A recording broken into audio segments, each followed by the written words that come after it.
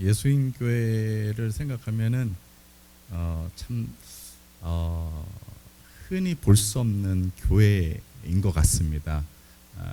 그 이유는 다른 것이 아니라 사실은 이제 모르는 선교사를 후원하는 게 쉬운 일은 아니거든요. 또 요즘에 너무나 많은 선교사들이 파송되다 보니까 여러 교회에서 이제 선교사님들을 잘 모르면은 이제 그 1년이 지나면은 딱 이제 재정 이제 그 정리를 이제 하기 위해서 이제 끊어야 되는 그런 부분들이 있는데 1순위가 바로 선교사들이고 그리고 선교사들 안에서도 가장 1순위가 잘 모르는 선교사 1순위가 됩니다. 그런데 지금까지 벌써 몇 년 동안 제가 기억하기로는 거의 5년인 것 같습니다. 4, 5년 정도 된 것 같은데요. 끊임없이 계속 후원해 주셨다는 것은 이거는 정말 기적입니다. 그래서 저는 너무나 감사하고요. 여러분의 기도 덕분에 이렇게 잘 지내고 있습니다. 그래서 여러분 이렇게 만나게 돼서 너무나 반갑고 감사하고 이렇게 같이 예배드릴 수 있다는 것은 저에게 큰 은혜이고 또 큰 감동과 또 격려가 됩니다. 그래서 여러분이 있어서 참 저는 행복합니다. 그래서 여러분 이제 말씀을 들으실 때 우리가 다 마찬가지로 저도 그렇고 여러분도 마찬가지로 사람을 주목하는 것이 아니라 참 우리 하나님만 주목하고 하나님만 기대하며 하나님께서 어떤 말씀을 하실지에 대한 그런 기대감으로 또 좀 들으셨으면 감사하겠습니다. 또 목사님이 이제 앞서 말씀하신 것처럼 저를 잠깐 소개하셨는데 저는 이제 20살 때까지 이제 남미에서 자라다가 이제 한국으로 이제 그 유학을 갔고요. 그리고 다시 이제 이제 30살 때 이제 파송을 받아서 지금까지 달려왔습니다. 다시 말하자면은 여러분이 지금까지 믿음으로 살아오셨다면은 아마 지금이 가장 큰 믿음을 써야 될 때가 온 것이 아닐까라고 생각됩니다. 왜냐면은 제가 한국말을 잘 못하거든요.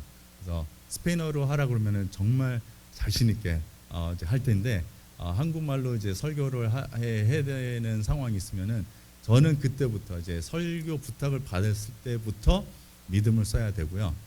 또 강단에 설 때는 더 많은 믿음. 근데 저 혼자만 믿음을 써서는 안 되죠. 그렇죠? 그래서 여러분도 아마 이제 지금까지 써봤던 믿음 중에 가장 큰 믿음이 이제 조금 필요하지 않을까라는 그런 생각을 합니다. 그래서 여러분 조시지 마시고요. 졸다가 잠깐이라도 놓치면은 그 다음 말이 무슨 뜻인지 이해가 안 될 수도 있습니다. 그래서 정신 바짝 차리시고 좀 들어주셨으면 감사하겠습니다. 오늘 저희가 이제 그 읽었던 말씀을 제가 묵상하면서 이런 생각을 좀 해봤습니다. 사도 바울은 과연 어떤 마음으로 이 9장을 로마서 9장을 썼을까라는 생각을 이제 하면서 지금 우리가 이제 살고 있는 시대를 잠시 돌아보게 됐습니다. 근데 이 말씀을 준비를 하면서 이제 지난주에 페루의 소식을 잠깐 듣게 되었습니다. 여러분 혹시 페루에 대해서 좀 들어보신 그 소식을 뉴스를 들어보신 적이 있는지 모르겠는데 지난주 동안에 그 대통령이 국회를 닫아버렸어요. 국회를 닫아버리고 왜냐하면 이제 부정부패를 막기 위해서 국회의원들을 싹 다 갈아엎기 위한 그런 그 마음으로 아예 싹 닫아버렸어요. 그 이유가 이제 국회 의원들의 신임을 이제 묻기 위해서 투표를 하자고 했는데 국회의원들이 반대를 했습니다. 그래서 반대를 했기 때문에 이것은 더 이상 갈 수가 없다라는 이제 생각으로 대통령 임의대로 그냥 닫아버리고 국회의원들은 또 동시에 이 대통령이 대통령으로서의 자질이 없다라고 해서 아예 그 직임을 아예 이제 그 내리게 했습니다. 그래서 양각 그 이제 권력자들이 다 지금 이제 그 권력을 쓸 수 없는 상황에 있고, 또 부통령이 이제 그 대리로 올라갔는데 3일 만에 그 대통령직도 사임을 했습니다. 그래서 지금 그 사회적으로 상당히 혼란스러운 좀 상황이 있습니다. 이런 것을 보면서 저는 이제 뒤로 잠깐 돌아봤는데요. 한 25년 전쯤부터 지금까지 얘기하면은 상당히 수많은 다른 이제 나라들 가운데서 대통령 탄핵의 그런 움직임들이 계속 이어졌던 것을 볼 수 있습니다.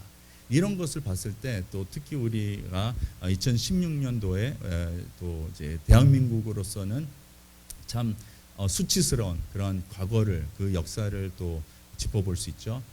박근혜 전 대통령이 탄핵되는 그런 어떤 상황까지 갔었는데, 그런 가운데서 참 우리가 과연 이런 세상에서 참 불안하고 참 혼란스러운 이 세상에서 어떻게 살 것인가, 과연 우리는 계속 믿음으로 살 수 있을 것인가 라는 그런 질문을 할 수도 있다라는 그런 마음이 들었습니다.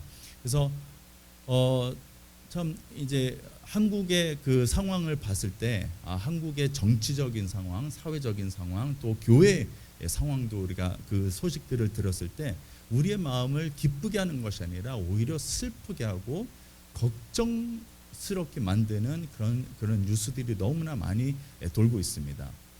여러분 그 한국 교회 소식들을 들으면서 여러분은 어떻습니까? 안타까워합니까? 아니면 나 몰라라 하고 그냥 나는 여기 미국에 있으니까 나는 뭐 괜찮다, 뭐 한국이 어떻게 되든지 난 상관없다, 이런 마음으로 뉴스를 접하십니까? 저는 아무리 제가 이제 브라질에서 태어나고 또 거의 대부분의 시간들을 저는 남미에서 지냈지만은 한국을 생각하면은 마음이 너무나 많이 가는 그런 나라입니다. 제 조국이고 또 저의 부모님이 너무나 사랑하는 그런 나라이기 때문에 저한테는 너무나 특별한 나라입니다.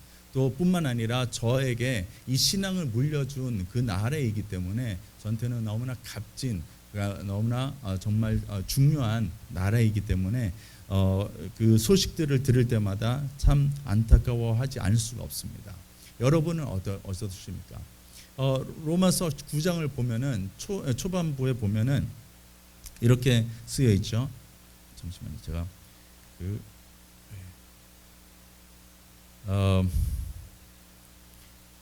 성경을 제가 개역 개정으로 갖고 와서 이렇게 쓰여 있죠. 나는 그리스도 안에서 참말을 하고 거짓말을 하지 않습니다. 내 양심이 성령을 힘입어서 이것을 증언하여 줍니다 라고 얘기하면서 나에게는 큰 슬픔이 있고 내 마음에는 끊임없는 고통이 있습니다. 이것은 사도 바울의 고백입니다. 그런데 왜 이런 고백이 나왔을까요? 우리가 로마서를 쭉 이제 읽다 보면은 로마서 1장, 2장에서 이제 쭉 가다 보면은 5장까지는 어떻게 보면은 교리적인 부분과 또 이제 율법주의자들과의 그 대리하는 그런 이제 충돌하는 그런 모습들을 보면서 사도 바울은 정말 복음적인 것이 무엇인지에 대한 그러한 가르침들을 하고 있고요. 6장에 가서는 그러면 그런 교리가 있으면은 우리가 그럼 과연 어떻게 우리가 복음적으로 살 것인가. 그래서 예수 그리스도의 연합에 대해서 이제 집중하면서 우리가 세례를 받는 것도 결국에는 예수 그리스도와 함께 죽고 또 예수님이 이제 그 하나님이 예수님을 살리신 것처럼 우리도 그 예수 그리스도 안에서 우리를 또 살리실 거라는 그 말씀을 하면서 결국에는 6장에서는 그 모든 것이 결론이 지어지고 이제 성도로서 살아가는 것이 무엇인지에 대해서 이야기를 합니다. 근데 7장에 가보면은 또다시 원점으로 돌아가는 것처럼 이야기하지만은, 그래서 우리가 너무나 잘 알고 있는 그 7장의 본문이 오라 나는 공고한 사람이다, 이 사망의 법에서 누가 나를 해방시키랴라고 너무나 멋지게 6장까지 왔는데 7장에서는 완전히 그것을 엎어버리는 것처럼 느끼지만은, 그런데 사도 바울은 그 엎어버리는 것이 아니라 그렇게 느끼는 자들, 그러니까 예수 그리스도 안에서 이미 새 생명을 새 생명 얻은 자라면은 정말 승리의 계가를 부르면서 하루하루를 그 약속을 붙들고 살아가야 되는데 우리 안에서는 계속 이 싸움이 일어나는 거예요. 7장의 말씀처럼 내가 원하는 것은 안 하고 원하지 않는 것을 하는 그런 모습들, 이것을 계속 발견하면서 난 정말 이제는 쓸모없다, 나는 더 이상 갈 수 없다라고 생각하는 자들이 너무나 많은 거예요. 그런 사람들에게 바울은 어떻게 그러면은 이제 그 결론을 짓습니까? 정말 당신은 정말 아무리 해도 안 되겠구나라고 그렇게 얘기합니까? 아니죠. 7장을 넘어서 바로 8장에 그 첫 번째 첫 절에 어떤 말씀을 하십니까? 바로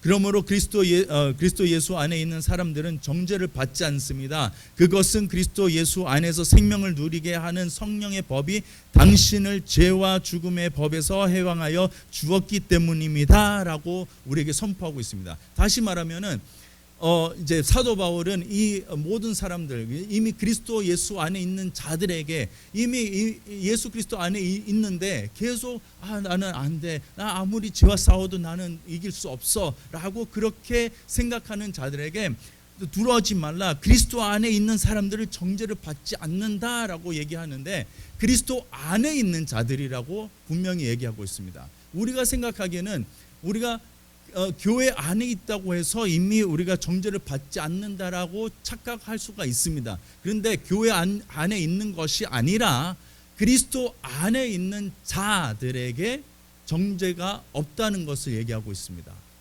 그리고 쭉 내려가면서 8장을 우리가 어떻게 아냐면은 승리의 장으로 우리가 잘 알고 있죠. 그래서 8장의 마지막 구절이 마지막 그 대목이 뭐냐면은 그러나 우리는 이 모든 일에서 우리를 사랑하여 주신 그 분을 힘입어서 이기고도 남습니다. 나는 확신합니다. 죽음도 삶도 천사들도 권세자들도 현재 일도 장래 일도 능력도 높음도 깊음도 그 밖에 어떤 피조물도 우리 주 예수 그리스도 안에 있는 하나님의 사랑에서 끊을 수 없습니다. 너무나 확신에 찬 이런 선포를 합니다. 사도 바울의 이 확신찬 이 선포에 모두가 아멘합니다. 그런데 아멘하는 그 동시에 사도 바울의 마음에서 잊혀지지 않는 한 백성이 있는 거예요.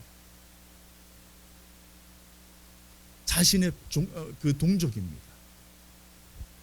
바라만 봐도 정말 아무리 복음을 전하고 십자가의 복음을 전했는데도 불구하고 그들의 마음이 계속 또 동일하게 율법에 매여서 살아가는 그 인생들을 너무나 불쌍히 여겼기 때문에 사도 바울이 바로 오늘 본문의 말씀처럼 그렇게 시작하고 있습니다.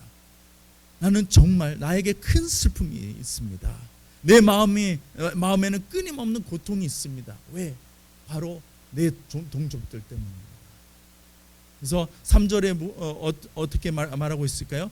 그 슬픔이 어디까지 가는지, 어떤 슬픔인지 우리에게 알려주고 있는데, 나는 육신으로 내 동족인 내 결례를 위하는 일이면 내가 저주를 받아서 그리스도에게서 끊어질지라도 달게 받겠습니다. 이것이 만약에 가능하다면, 내가 그리스도에게서 끊어져서 내 동족이 주님께로 올라갈 수 있다면, 드려줄 수만 있다면 나는 그렇게 하겠습니다. 주님, 그것이 가능하다면 나는 내 동족을 위해서 나의 삶, 나의 영원한 삶 버리고 내 동족을 살리고 싶은 마음이 있습니다 라는 이런 너무나 처절한 그런 그 마음이 사도 바울에게 있던 것입니다. 그런 마음을 과연 우리는 갖고 있을까요? 오늘 이 시대를 살아가면서 우리는 과연 이런 마음을 갖고 있을까요? 이 세상을 바라보면서 그냥 어쩔 수 없지라고 그냥 넘겨버리고, 나만 잘 살면 되지, 나만 신앙생활을 잘하면 되지라고 생각하는 그런 교회들이 너무나 많습니다. 그런 교인들이 너무나 많고 그런 부모가 너무나 많습니다. 사랑하는 성도 여러분, 우리는 너무나 쉽게 다음 세대를 위해서 우리가 열심히 이렇게 열심을 내자, 다음 세대를 살리자, 뭐 이런 표어들이 너무나 많습니다. 각 교회를 이렇게 순회하다 보면은 다음 세대를 위한 그런 사역들이 너무나 풍부하게 지금 열려지고 있습니다.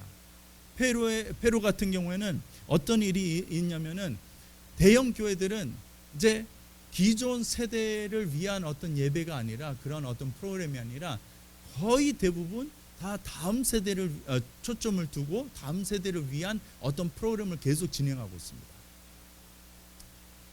저하고 너무나 친한 목사님이 대형교회 목사님이신데, 이분은 이제 한 5년 전부터, 아니 벌써 7년 전부터죠. 7년 전부터 모든 시스템을 바꾸기 시작했습니다. 교회 안에서 시스템을 바꾸기 시작했는데, 이 모든 시스템이 결국에는 이제 다음 세대를 위해서 이제 바꾸기 시작했습니다.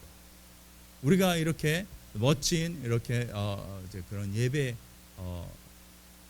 이제 드리고 있지만은 다음 세대들을 겨냥한 그런 맞춤형 그런 예배가 드려지지 않는다면은 다음 세대는 우리는 결코 잃고 말 것이라는 생각으로 인해서 그것을 바꿔버렸습니다. 그래서 이제는 더 이상 설교 뭐 40분 안 됩니다. 예, 저는 이제 마이크를 잡으면은 이제 그 예수님 교회가 저를 모르고 이제 초청하셨는데, 제가 마이크를 잡으면은 1시간은 미니멈입니다. 그래서 여러분 죄송합니다. 이미 알려드리고 시작하는 게 좋을 것 같아서, 아무튼 페루에서는 주로 40분의 찬양과 40분의 설교와 그리고 이제 20분의 뭐 다른 뭐 그런 프로그램들이 있었습니다. 근데 이제는 그 모든 것을 다 그러고 찬양만 50분, 설교 15분 확 줄였습니다. 참 그런 걸 보면서 쌈박하다라는 그런 리액션들도 많지만은, 그런 반응들도 많지만은, 많은 기존 세대들은 이건 너무나 심하게 바뀌어지는데 하면서도 교회는 전혀 아랑곳하지 않고 그냥 그대로 갑니다. 7년이 지난 지금 어떻게 됐을까요? 교회가 커졌을까요? 숫자적으로는 커지고 있습니다.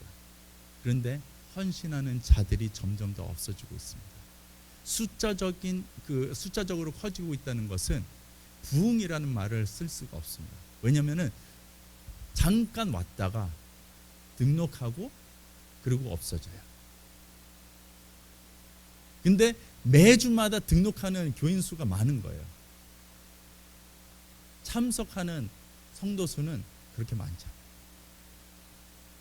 등록 수에 비해서 참석하는 사람들은 그렇게 드뭅니다. 근데 등록 수로 인해서 너무나 기뻐하는 그런 교회들을 많이 볼 수 있죠. 사람을 늘리는 거는 어떻게 보면 쉽습니다. 사람의 마음만 살짝 사고 살짝 이벤트식으로 돌려버리면은 금방 채울 수 있습니다. 그러나 하나님께서는 그러한 예배자들을 찾는 것이 아닙니다.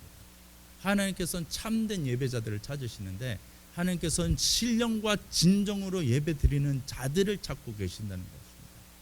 그 예배자들은, 참된 예배자들은 다름이 아니라 예수 그리스도의 십자가와 연합된 자들을 말하고 있습니다.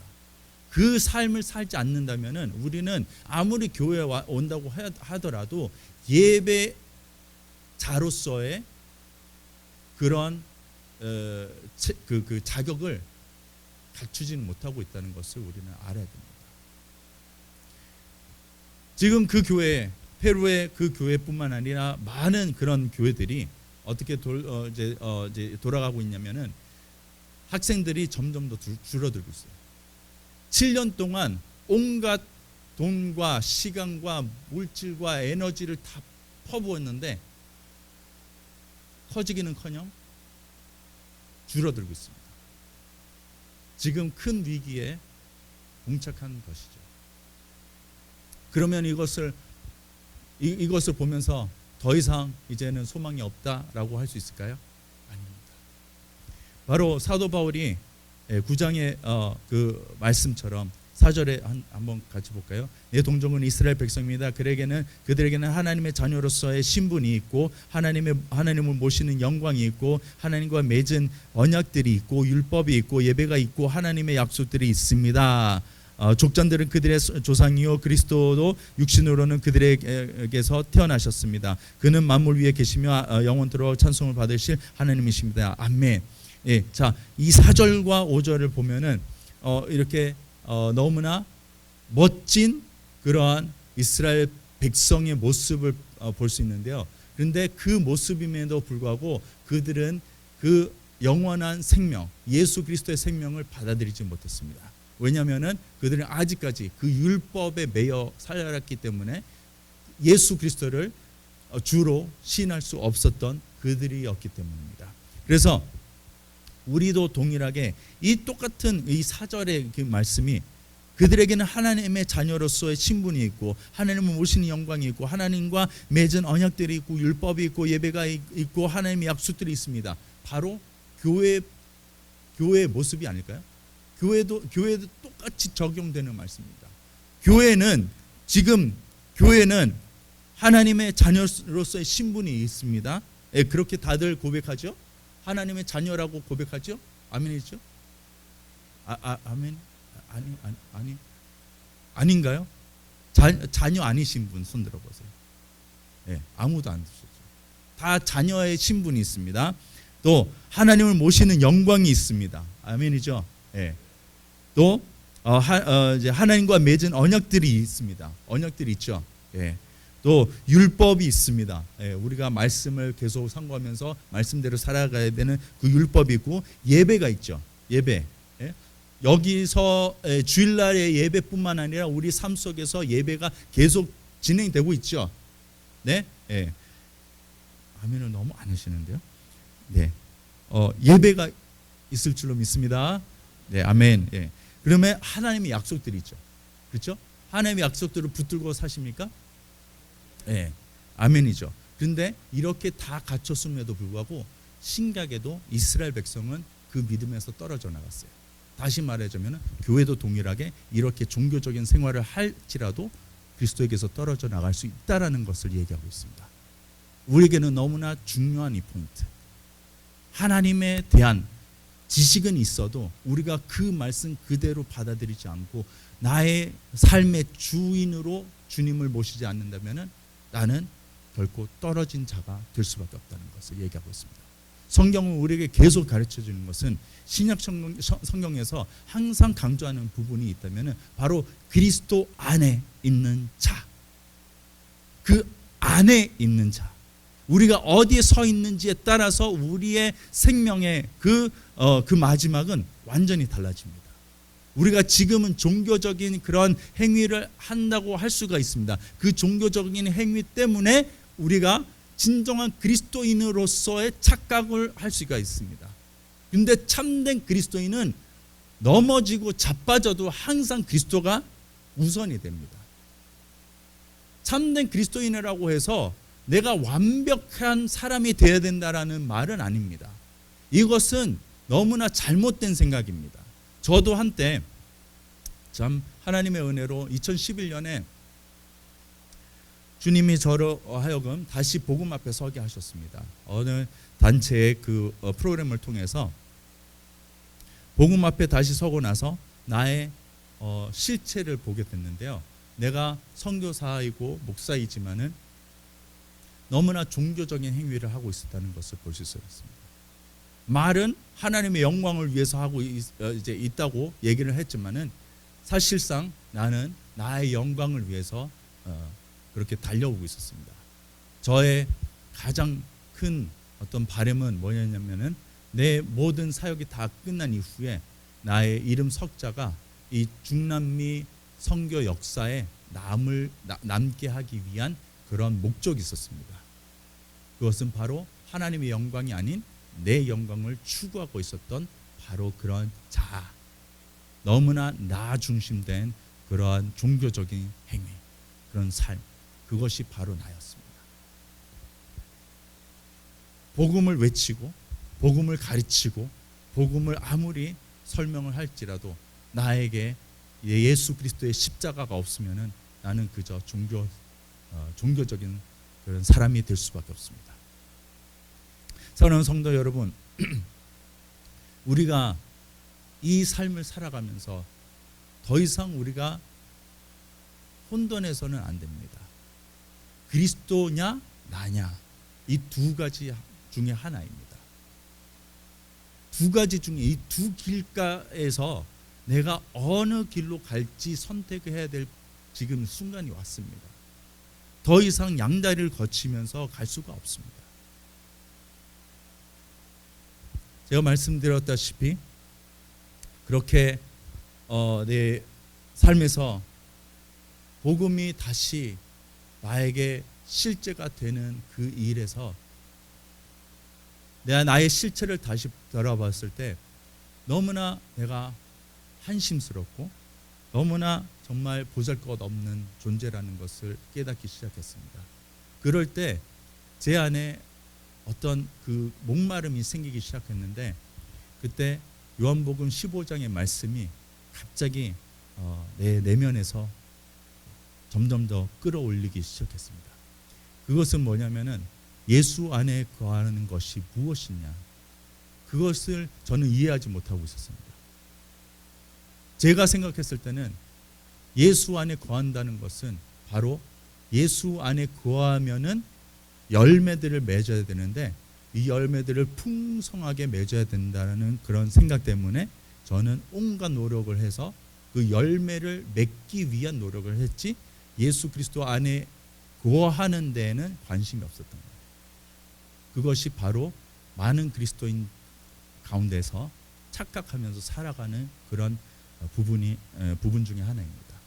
우리는 너무나 쉽게 예수 안에 있다라고 얘기하지만은 우리가 목표로 하는 것은 예수 안에서 새 생명을 얻은 자로서 그 기쁨을 누리는데 목표가 있는 것이 아니라 우리는 열매를 맺는 데 목표를 두고 살아가는 그런 존재들이, 그런 그리스도인들이 너무나 많은 거예요. 그래서 온갖 노력을 하고 내가 지금 정말 죄악 가운데 있음에도 불구하고 나의 죄를 드러내지 않고 그저 나의 열심으로 어떻게 해서든지 이것을 커버하려고 막으려고, 나의 잘못된 모습들을 막으려고 하는 그런 마음들이 점점 더 드러나게 되는 거예요. 이렇게 될 때는 예수님을 바라보지 못하고 나의 열심을 바라보게 됩니다.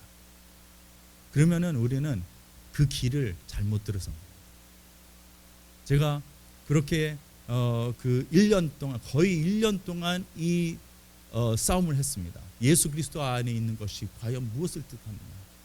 그래서 아무리 노력해도 도저히 이것은 해결이 안 돼서 결국에는 우리가 그 안식년을 갖게 됐습니다. 안식년을 가질 필요가 없었는데 사실상 너무나 이게 목마름이 있었고 갈급함이 있었기 때문에 이런 상태에서 그런 상태에서 도저히 계속 사역할 수가 없었던 상황이었습니다. 그래서 이제 그 본부에다가 이제 연락드리고 또 이제 파송교회에다가 연락을 드려서 안식년을 갖게 됐습니다. 안식년을 갖는 동안에 제 마음속에 한 3개월 정도 지났을 때 아무것도 하지 않았습니다. 그저 아침 저녁으로 기도와 말씀 묵상하고 그리고 이제 낮 시간 동안에는 애들 보고 또 청소하고 빨래하고 집에서 계속 지냈죠. 근데 그 가운데서 어느 새벽에 기도하는 가운데 내 내면 안에서 들려오는 그 질문이 있었습니다. 재영아, 넌 언제 가장 행복하니? 이런 질문이었습니다. 그래서 저는 당당하게 주님의 음성인 걸로 저는 이제 그렇게 믿고 이렇게 대답했습니다. 주님, 저는 주님의 말씀을 선포하는 그 순간이 가장 행복합니다. 라고 당당하게 고백했습니다. 그런데 너무나 신기한 게 들려오는 그 음성에서 어떻게 말씀하시냐면은 재영아, 너 틀렸다. 너 틀렸어. 그래서 주님, 주님의 말씀을 전하는 데 있어서 행복하다는데 왜 틀렸을까요? 근데 주님이 그렇게 말씀하시더라고요. 재영아, 너는 사역할 때 가장 행복을 누려야 되는 것이 아니라, 또 가정과 함께 있을 때 가장 큰 행복을 누려야 되는 것이 아니라, 그 어떤 것을 아무것도 하지 않더라도 그저 나와 함께 있는 것 자체만으로도 너는 행복을 느껴야 된다. 그래서 그때 이것을 내가 놓쳤구나. 그때서야 비로소 깨닫기 시작합니다. 내가 지금까지 해왔던 그 모든 사역들은 결국은 하나님의 영광을 위해서 한다고 했지만은 결국은 나의 만족과 나의 유익을 위한 것이었다는 것을 깨닫기 시작했고, 이제는 나의 행복이 그 어떤 사역과 어떤 상황과 조건이 있는 것이 아니라 바로 예수 그리스도와 함께 있는 그 자리가 나한테 가장 행복하다는 것을 깨닫게 되었습니다.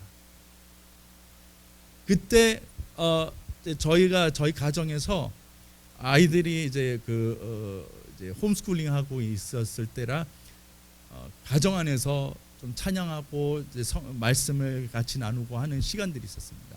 근데 아이들이 어릴지라도 어린애들이 이제 외웠던 찬송가가 있습니다. 그 외웠던 이유 중에 하나가 바로 저희가 너무나 늘상 부르는 찬송이었습니다. 그것이 바로 내 영혼이 은총이고 중환제진 복권하니 슬픔 많은 이 세상도 천국으로 가도다. 할렐루야 찬양하세. 내 모든 죄 사함 받고 주 예수와 동행하니 그 어디나 하늘나라. 이 가사가 너무나 마음에 꽂혔습니다. 주님, 네 그렇습니다. 내가 어디를 가든지 그곳이 주님과 함께 하라면은 그곳이 하늘나라가 되네요. 그때부터 저의 삶에 큰 변화가 있기 시작했습니다. 저는 그 안식년이 마치고 난 후에 사역을 그만둘 줄 알았습니다. 근데 주님은 다른 계획이 있으셨죠. 주님은 저로 하여금 이제는 다른 사역의 사역자로서 세운 것이 아니라 복음의 증인으로 세워 주시면서 계속 이 십자가의 복음에 대해서 나누게 하셨습니다. 나에게 약속이 있었던 그 말씀, 나에게 내 마음에 가장 정말 보석과 같은 그런 말씀이 있었기 때문에 저는 흔들리지 않을 수가 있었던 것입니다. 물론 상황과 조건들은 힘들었습니다. 상황과 조건들은 저로 하여금 낙심하게 만들고 또 좌절하게 만들고 또 흔들리게 만드는 그런 상황들이 많았습니다. 그럼에도 불구하고 지금까지 그 복음 안에 계속 지내올 수 있었던 이유 중에 하나가 바로 주님이 나와 함께 하셨기 때문입니다.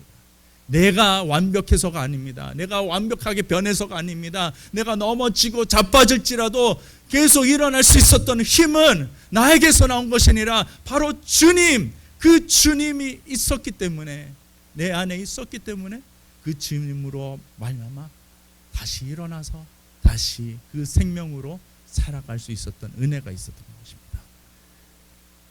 그래서 사도 바울도 마찬가지입니다. 사도 바울도 이런 마음, 너무나 슬픔이 있고 너무나 정말 이 마음이 찢어지는 것 같은 그런 마음이 있었음에도 불구하고 6절에 어떻게 말하고 있습니까? 그러나 하나님의 약속이 패하였습니까? 아닙니다.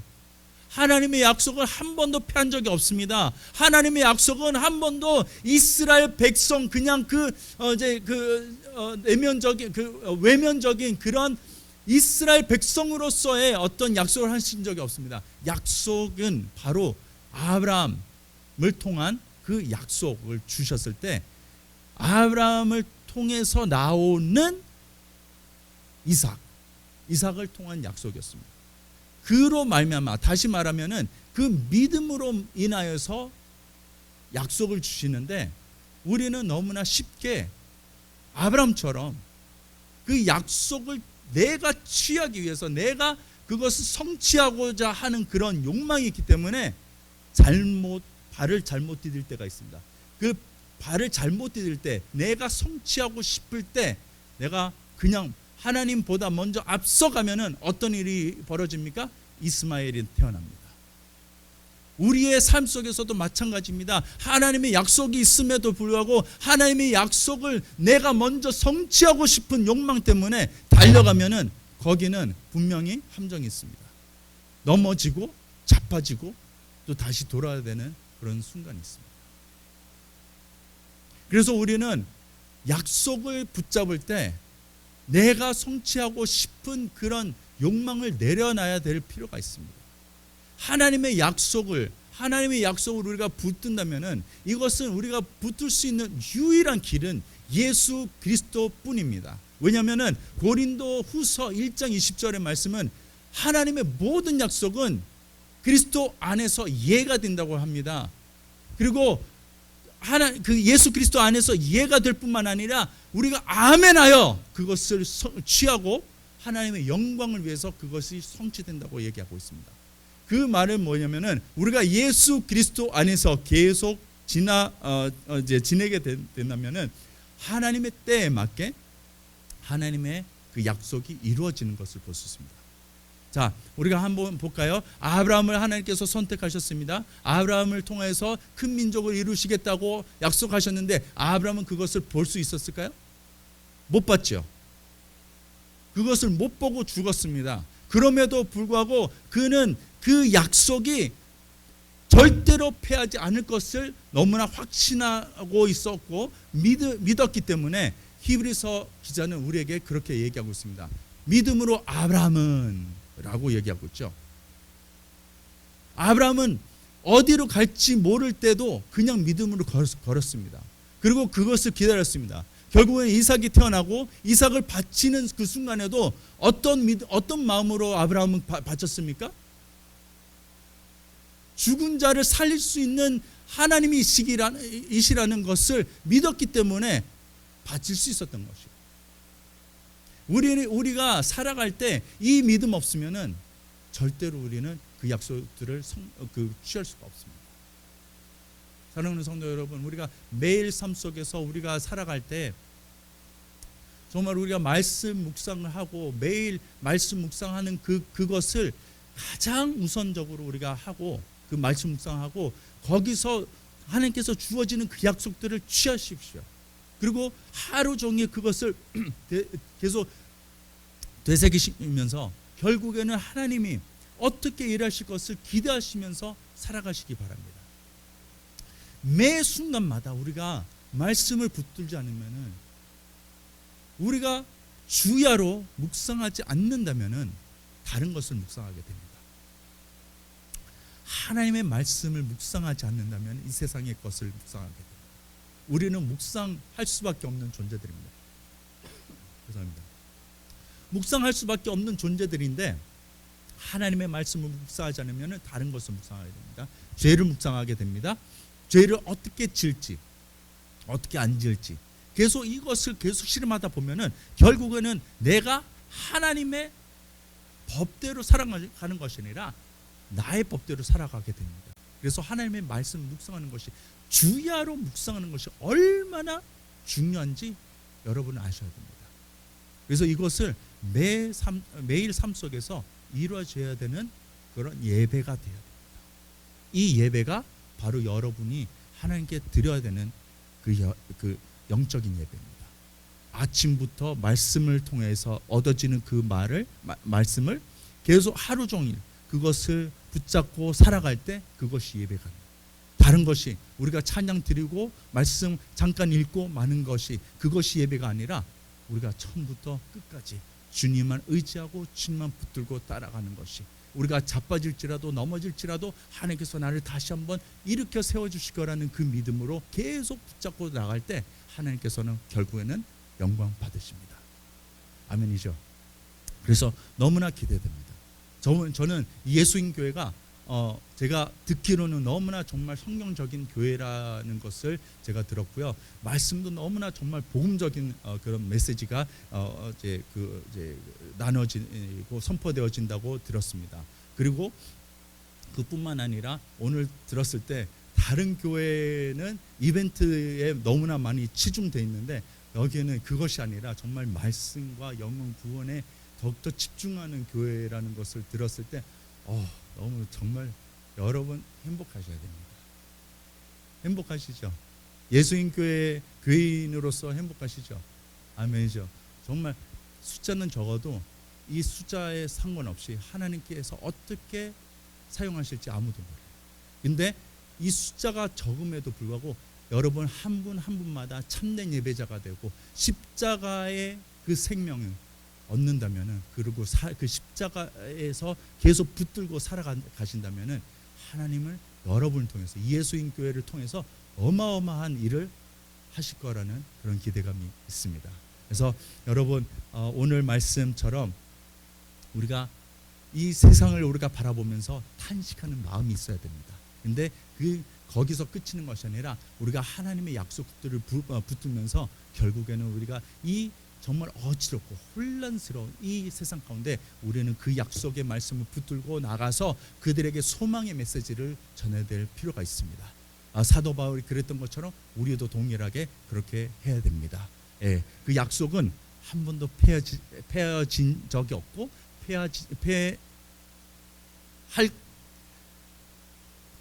아무튼 이해하셨죠?